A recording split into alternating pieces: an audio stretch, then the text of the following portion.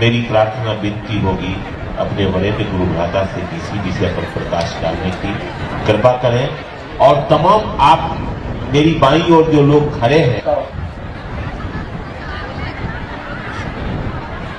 मुजफ्फरपुर में आपने शिवगुरु महोत्सव का आयोजन किया।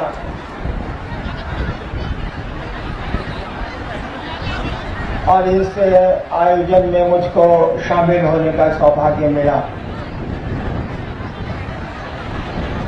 एक बात मैं पहले आपसे कहूं, आप जहां हैं वहीं से बैठ के सुनिए। आपको जहां जगह मिलती है वहीं बैठ के सुनिए। मैं देख रहा हूं दूर दराज लोग बैठे हैं और चुपचाप सुन रहे हैं। चेहरा कोई महत्वपूर्ण नहीं होता है, बातें महत्वपूर्ण होती हैं। कोई चेहरा महत्वपूर्ण इस धरती पर नहीं हुआ है। बातें आपको महान बनाती हैं, विचार आपको महान बनाते हैं। जिन बातों को सुनेंगे आप, उनसे आपके जीवन में परिवर्तन आता है। चेहरे से कोई परिवर्तन नहीं आता।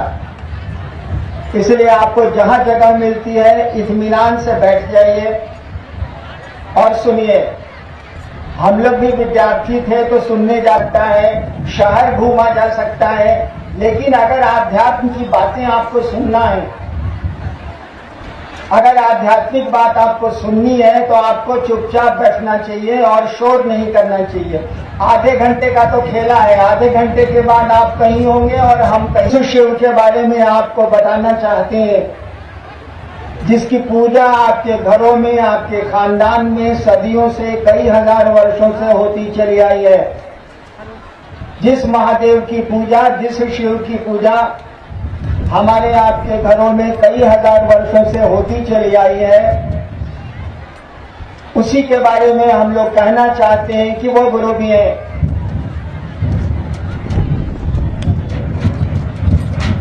और उस शिव को, उस महादेव को बड़ी आसानी से अपना गुरु बनाया जा सकता है। उस शिव को बड़ी आसानी से, बहुत सहजता से अपना गुरु बनाया जा सकता है, क्योंकि कोई भी संबंध हमारा आपका बनता है हमारे आपके मन से। भाई और बहुत लोग शोर कर रहे हैं, आप लोग ठीक है।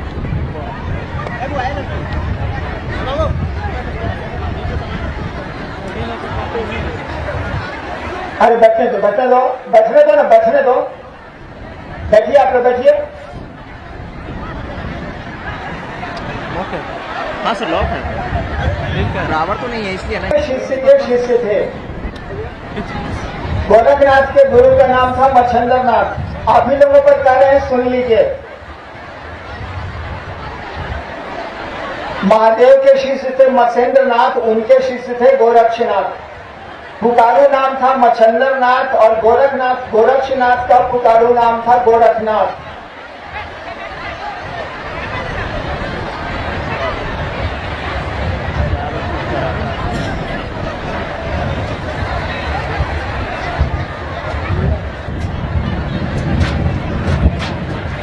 और उनको अपना गुरु बनाएगा हमारा आपका मन।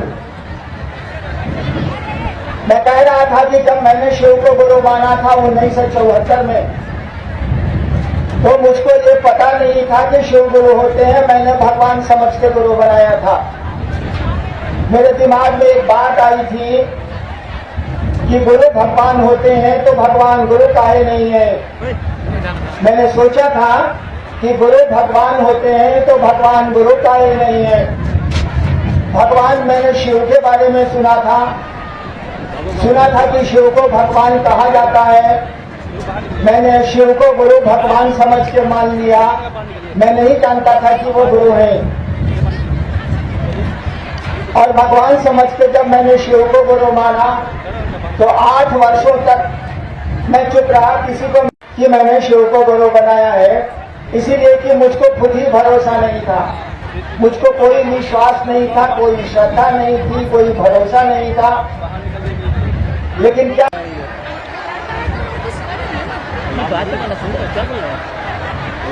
आप लोग शांत रहिए भाई, दाहिनी ओर शोर नहीं करिए। भाई और शांत हो गए, दाहिनी ओर शोर कर रहे हैं। बैठिए आप लोग।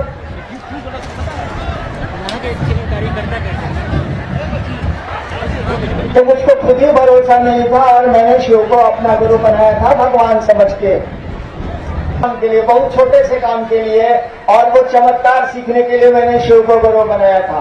वो जादू टोना जो होता है ना, वो सीखने के लिए मैंने शिव को गुरु बनाया था।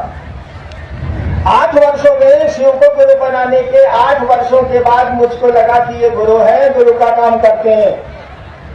और इसी बीच में मैं सरकार में डिप्टी कलेक्टर बच्चा था तो स्कूल जाता था और वहीं श्मशान भी जाता था। वहां जिला स्कूल सहरसा में मैं पढ़ता था, तो स्कूल में पढ़ता था और रात में श्मशान जाता था। वहीं बगल के जिले में जब मैं मजिस्ट्रेट होके गया 1982 में 1982 में, तो वहां के लोगों से जब मैंने कहा कि भैया अभी भी आप लोग मसान साध रहे हैं क्या, तो लोगों ने मुझसे कहा हाँ अभी भी हम लोग मसान साध रहे हैं, श्मशान जाते हैं। मैंने कहा कि आप शिव को गुरु बनाइए, तो उन लोगों ने मुझसे कहा कि हमको पहले से मालूम है कि शिव गुरु है। मुझको आश्चर्य हुआ कि हम ही को नहीं मालूम है कि शिव गुरु है, इसको कैसे मालूम है कि शिव गुरु है। उन लोगों ने मुझको बताया कि किताब में लिखा हुआ है, ग्रंथों में लिखा हुआ है, शास्त्रों में लिखा हुआ है। तब मैंने जाना कि शिव गुरु है, ये लोग जानते हैं, मैं ही नहीं जानता था। शिव को गुरु मानने के 8 साल के बाद मैंने जाना कि दुनिया जानती है कि शिव गुरु है, और मैंने शिव को गुरु बनाया। मैं ही नहीं जानता था कि शिव गुरु है, मैंने तो भगवान समझ के उनको अपना गुरु बनाया था। और तब मैंने कहना शुरू किया कि उस शिव को अपना गुरु बनाओ। आज तो ये भीड़ बता रही है, हर जगह भीड़ बताती है कि शिव गुरु हैं और लोगों का शिव गुरु से जुड़ाव है। यही नहीं, यूपी में, राजस्थान में, कई जगहों में शिव गुरु महोत्सव में मैं जाता हूँ, लोग कार्यक्रम करते हैं, लोगों की भीड़ बता देती है कि शिव गुरु हैं। बताइए, मैं 32 साल सरकार की नौकरी में रहा, कहीं तब भी देखिए वह गुरु शिव गुरु है और उसको गुरु मानने पर परिणाम है, रिजल्ट है, नतीजा है, तभी तो इतने लोग शिव को गुरु मानते। हम लोगों ने तो बहुत प्रयास नहीं किए, हम लोगों ने तो बहुत कोशिश नहीं की, तब भी इतने लोग शिव को गुरु मानते हैं। यह नतीजा बता रहा है, तब वो चलते हैं, तब वो शिव गुरु की चर्चा करते हैं, उनसे दया मांगते हैं, उनको प्रणाम करने की कोशिश करते हैं। ये बात शुरू कैसे हुई, ये सिलसिला शुरू कैसे हुआ? सोचिए, 1974 में मैंने सोचा था कि शिव को गुरु बनाएंगे। 1974 में 36 साल हो गए ना। 1974 में मैंने रात के 2 बजे आरा के गांधी श्मशान में केवल सोचा था कि शिव को गुरु बनाएंगे भगवान समझ के। मैं तो जानता भी नहीं था कि वो गुरु है। एक आदमी ने सोचा और उस सोच पर वो खड़ा रह गया। आज देखिए कितने लोगों ने शिव को गुरु बनाया है। मैं वही कहता हूं, आप सोच भी नहीं सकते हैं कि शिव आपके गुरु हैं। ये सोचने में आपका क्या लगता है भाई साहब? मैंने सोचा तो आज करोड़ों लोग शिव को गुरु मानते हैं। केवल सोचा ही था ना कि शिव मेरे गुरु है, और इस सोच पर मैं खड़ा रह गया। आप सोच भी नहीं सकते कि शिव गुरु है मेरे। क्या लगता है उसे? उसी को गुरु बनाना है। और ये बात बड़ी पुरानी है, हम लोग कोई नई बात नहीं कर रहे हैं। हम लोग ऐसा कुछ नहीं कर रहे हैं कि कुछ जानते हैं। मेरे पिताजी डायरेक्टर थे बिहार सरकार में, शिक्षा विभाग थे, उन्होंने शिव को गुरु नहीं माना। मेरे पिता, मैं कहता रह गया कि शिव को गुरु बनाइए, वो एक ही बात कहते थे कि आपके पैदा होने के पहले से हमको मालूम है कि शिव गुरु है। मैं आपके कहने से शिव को गुरु क्यों बनाऊं? यानी लोगों को पता है कि शिव गुरु है। मेरे पिता कहते थे कि आपके पैदा होने के पहले से हमको पता है कि महादेव गुरु है, आपके कहने से हम महादेव को गुरु बना लें। नहीं माने, वो दुनिया से चले गए, नहीं माने। यानी लोगों को पहले से पता है कि शिव गुरु है। हमने कहा ये सोचने में कि हे महादेव आप मेरे गुरु हैं, हम पर दया कर दीजिए। इस विचार में, इस सोच में हमारा आपका क्या खर्च होता है बताइए तो जरा। कहीं भी बैठ के अगर सोचते हैं आप कि हे शिव आप मेरे गुरु हैं, हे महादेव आप मेरे गुरु हैं, हम पर दया कर दीजिए, इससे आपका बिगड़ता क्या है? आपका इसमें खर्च क्या होता है? और इस काम को करिएगा ना तो नतीजे बता देंगे, परिणाम बता देगा कि इससे लाभ क्या। वो गुरु है। हमारी किताबों ने, हमारे साधुओं ने, हमारे बुजुर्गों ने, हमारे शास्त्रों ने गलत नहीं कहा है, वो गुरु है। लेकिन उसको गुरु मानने का सिलसिला ही नहीं शुरू हुआ, उसको गुरु मानने की परंपरा ही नहीं शुरू हुई, किसी ने शुरू ही नहीं की इस बात को, इस सिलसिले को किसी ने शुरू ही नहीं किया। और गुरु मानने में कुछ लगता नहीं है, मात्र हमारी आपकी सोच एक ही अंतर आता है, सोच से हटिए थोड़ा मत।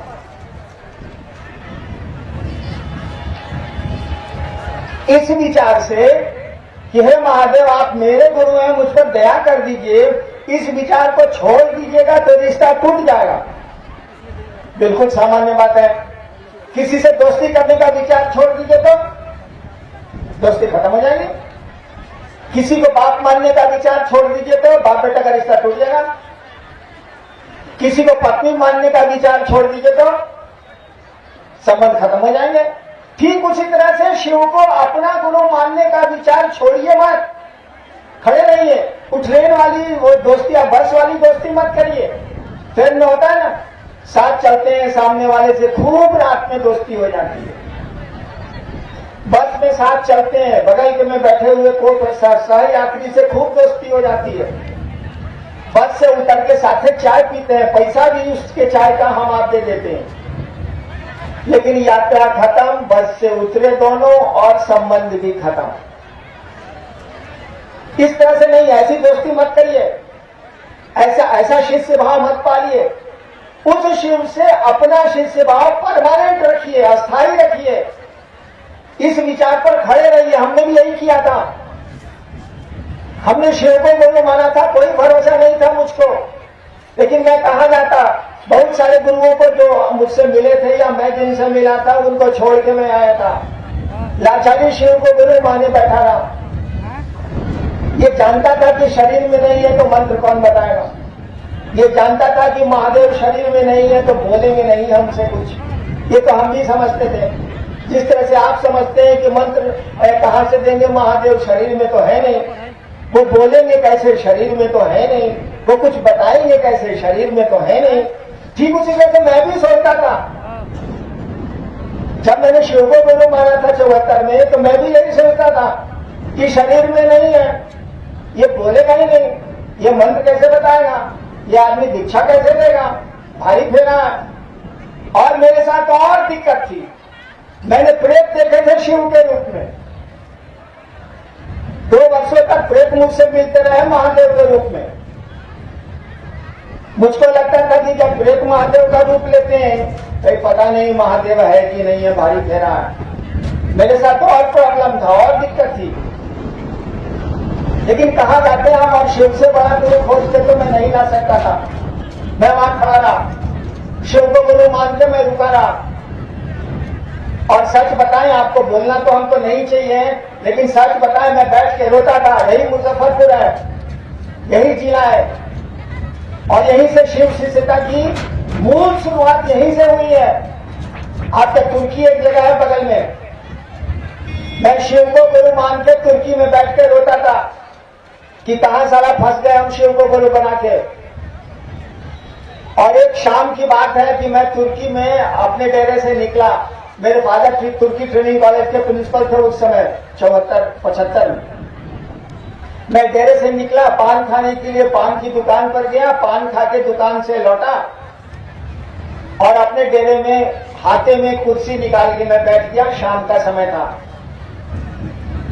और उदास रहता था कि हम फंस गए, पढ़ाई लिखाई चौपटे हो गई, रात भर मसान में रहते हैं, आई शिव को गुरु बना लिया, कुछ इसमें महादेव शरीर में है नहीं, यहाँ तो प्रेत भी महादेव का रूप ले लेते हैं, भारी फेरा है। और मैं कुर्सी पर बैठा हुआ था। शिव को गुरु माने 1 साल हुआ था। आपकी धरती महान है भैया, मैं इस मुजफ्फरपुर को प्रणाम करता हूं। ऐसे 1 साल में यहाँ कॉलेज में पढ़ा भी हूं 66 में, लेकिन मुझको शिव शिष्यता सोचा था मैंने आरा में शिव को गुरु मानने को, और शुरुआत हुई थी मुजफ्फरपुर में। यही तुर्की ट्रेनिंग कॉलेज का हाथा है ये। तो मैं शाम को पान खा के कुर्सी पर बैठा हुआ था और अपने डेरे में नहीं रहता था, खाना खाने जाता था। एक दूसरा कमरा लिए हुए था मैं जिसमें रहता था, जबकि पिताजी का बड़ा बंगला था, मैं उसमें नहीं रहता था। इसीलिए मुझको गुस्सा बहुत था कि फंस गया। शाम का समय था, जिस कमरे में मैं रहता था उसकी चाबी का गुच्छा मेरे हाथ में था। अब कुर्सी पर बैठा था, कहीं कुछ नहीं था, शांत था। सामने हाजीपुर मुजफ्फरपुर की सड़क है। उस समय पुल नहीं बना था, इसीलिए बहुत कम गाड़ियां उस रोड पर चलती थी। अचानक क्या हुआ कि मेरी सांस पर नमः आया और सांस निकली तो शिवाय उतर गया। सुनिएगा ध्यान से, इसीलिए सुना रहा हूं कि यह मुजफ्फरपुर है और यहीं मुझको मंत्र की दीक्षा मिली थी। नमः हवा के झोंके से लोग सुनता है कान से, हम सुने नाक से। सोचिए तो आश्चर्य की बात है कि नहीं। कोई बात आप कान से सुनते हैं, हम सुने नाक से। नाक से गंध ली जाती है ना, लेकिन हमने सुना नाक से, लोग सुनते हैं कान से। पागल की यह लक्षण है। तो मैं बैठा हुआ था कुर्सी पर, चाबी का गुच्छा मेरे हाथ में था, चुपचाप बैठा था, कहीं कोई एक आदमी नहीं था। मेरी माँ थी, वो आंगन में थी भीतर, मैं बाहर हाथे में कुर्सी पर बैठा हुआ था। सूरज डूबा नहीं था अभी। अचानक हवा का एक झोंका आया और मेरी सांस पे नमः चढ़ाया और शिवाय लेके उतर गया। मुझको लगा कि, और मेरे मुंह से अचानक निकला, रे इतने तक खोजत रानी। देखिए, सांस पर नमः चढ़ा, शिवाय उतरा, चाबी का गुच्छा मेरे हाथ में था, कुर्सी पर मैं बैठा था। जैसे सांस पर मंत्र चढ़ा, मेरे सही उत्तर। 74 में गुरु माना, कोई भरोसा महादेव पर नहीं था, कोई विश्वास नहीं था। नमः शिवाय मुझको 75 में यही मुजफ्फरपुर की सुगंधित जमीन है, भूमि है, जहां मुझे आईपीएस में बैठा, आईपीएस में आया, फिर डिप्टी कलेक्टर में बैठा, डिप्टी कलेक्टर में। नमः शिवाय करते करते करते शिवाय का तो प्रभाव है, ऐसा नहीं है कि नमः शिवाय का प्रभाव नहीं है, लेकिन असली प्रभाव गुरु की दया का है। सचमुच का प्रभाव मंत्र तो उसका साथ देते हैं, फॉलो करते हैं। असली परिणाम आपका आपके गुरु से संबंध का है, सानिध्य का। अभी मैं राजस्थान में था, जयपुर में शिव गुरु महोदय होटल में मिलने आए थे लोग। कहा कि सर आशीर्वाद दीजिए कि महादेव के काम। अब 15 मिनट 20 मिनट तक हम रामेश्वर मंडल जी से कहते रहे। हमने मंडल सर से कहा कि सर ये बोला क्या, आखिर ये बोला क्या, ये महादेव में हमने यही सोचा कि बहुत लोग बिना सोचे समझे के काम आ सके। कितनी बड़ी बात ये बोल गया, आ जाए तो दूसरा महादेव कहां से खोजने की जरूरत है, ये महादेव है। आज तक तो शिव हम लोगों के काम आते रहे हैं, खानदान से आते रहे हैं। ये आदमी यह बोल रहा है कि सर आशीर्वाद दीजिए कि हम लोग शिव के काम आ सके। हम कहा कि साला पागल हो गया क्या, ये बोला कैसे ही बात को। हे महादेव मुझ पर दया करिए कि हम आपके काम आ सके। अगर ये कोई दिल से बोलता है तो साला वह महादेव है, दूसरे महादेव कहां खोज रहे हैं भाई साहब। कितनी बड़ी बात बोल गया वो आदमी, हम मैं आश्चर्यचकित रह गया। अभी जयपुर की घटना आई है, उसने क्या सोच के हमको बोला कि सर। दूसरा हम लोगों ने कहा कि शिव गुरु की चर्चा दूसरों से करिए, शिव गुरु है ये लोगों को समझाइए, उनको शिव गुरु का शिष्य बनने के लिए प्रेरित करिए। तीसरा हम लोगों ने कहा कि अपने गुरु शिव को प्रणाम करिए, शिव को प्रणाम करने की कोशिश करिए, बोल के करने की जरूरत नहीं है, मन ही मन प्रणाम करिए उसको। ये 3 काम कुछ नहीं है, 3 सूत्र कुछ नहीं है। हमारे आपके विचार की आमी नटराजर चेला, मैं शिव का शिष्य हूं, इस विचार पर कायम रखने के 3 साधन हैं, 3 काम हैं जो हमको आपको उस विचार पर खड़ा रखते हैं। तो शिव को गुरु मानने में कुछ नहीं लगता है, कहीं कोई रोक नहीं है, कुछ नहीं है, केवल एक सोच है कि हम महादेव को गुरु माने हैं, शिव मेरे गुरु हैं, हे महादेव आप मेरे गुरु हैं, मुझ पर दया करिए, और तो कुछ इसमें लगता नहीं है।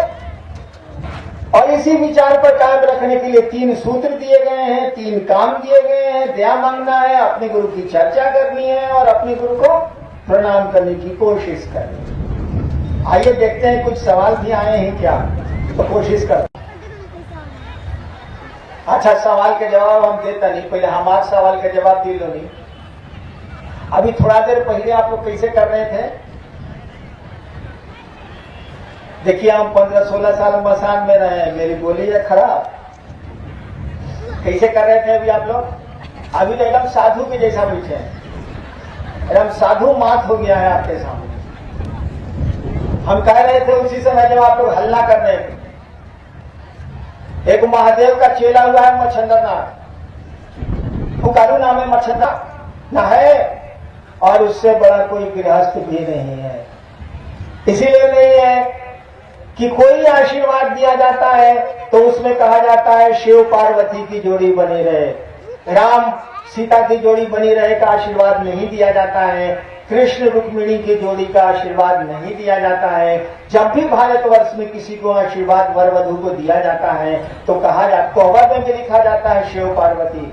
आशीर्वाद जब भी दिया जाता है तो कहा जाता है कि शिव पार्वती की जोड़ी बनी रहे। क्यों कहा जाता है? ये जानते हुए भी कि शिव को खाने के लिए नहीं है, ये जानते हुए भी कि शिव जितनी अव्यवस्था में जीता है कोई नहीं जीता है, कोई व्यवस्था शिव के पास नहीं है, न रहने को घर है, न पहनने को कपड़े हैं, कुछ भी नहीं है, कोई व्यवस्था उसके पास नहीं है, कोई धन नहीं है, कोई संपत्ति नहीं है। तब भी कहा जाता है शिव पार्वती की जोड़ी बनी रहे, क्योंकि सामग्रियों से सुख नहीं होता है, पैसों से सुख नहीं होता है, सुख तो प्रेम से होता है। और भगवती और महादेव का प्रेम आप जानते हैं हमसे बढ़िया से, वरहु शंभु नहीं तो रहो कुंवारी। शिव और भगवती का प्रेम ही ऐसा है कि आज भी भारतवर्ष में वर वधू को आशीर्वाद दिया जाता है शिव जो पार्वती की जोड़ी बनी रहे। उनके दर्द कम हो जाएंगे, उनकी परेशानियां, उनका मन नहीं झेलेगा, धीरे धीरे सब ठीक हो जाएगा। आखिर गुरु तलाश किए तभी ना भाई साहब आप आए, ये तो खबर मिली है और जल्दी आए भाई साहब। आप ससुराल जाना रहता है, ठंडा में हम लोग कहते हैं मारो साले को नहीं जाएंगे, आप महोत्सव में आ गए हैं। जी एक यो महादेव है, सब तो महादेव है। वो तो कहते हैं कि शिव गुरु भी क्या है, ये तो हम आप संस्कृत जानते हैं तो दक्षिणामूर्ति बोलिए। हम ये डाला तस्वीर है, महादेव की तस्वीर है तो प्रणाम करने के योग्य है। महादेव अगर निराकार है तो प्रणाम करने के योग्य है। कोई तीसरी तस्वीर मैंने स्वीकार नहीं की है, वही शिव जो आपके द्वारा पूजा जाता है वही तस्वीर मुझको भी मान्य है। प्रश्नकर्ता का प्रश्न ही गलत है। मिलेगा, मजदूरी कर नहीं करिएगा पैसा नहीं मिलेगा, आप कोई काम करिए मेहनताना मिलेगा, काम नहीं करिएगा मेहनताना नहीं मिलेगा। कृपा का अर्थ होता है कि आप मेहनत किए हैं, आप हमको मेहनताना देने की कृपा करिए, करे हैं तो मिलेगा आपको। कृपा का शब्द का अर्थ होता है करो और पाओ। दया का मानी होता है कोई काम नहीं किए तब वो चाहिए, दया का मानी होता है कोई काम नहीं किए तब वो चाहिए। कानूनन हार गए हैं हम, तब भी महामहिम राष्ट्रपति से दया मांगेंगे और दया मिलती है। कानूनन हार गए हैं, माननीय सर्वोच्च न्यायालय ने हमको सजा दे दी है, तब भी हम राष्ट्रपति क्या जाएंगे, क्या लेके जाएंगे?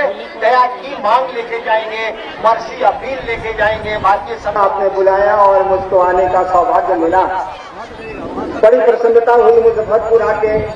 ये तो मेरा बैठिए, आप लोग आए, भाई में कहे आ गया भाई, ऐसा कभी भाई में कहे आ जाते हैं आप लोग।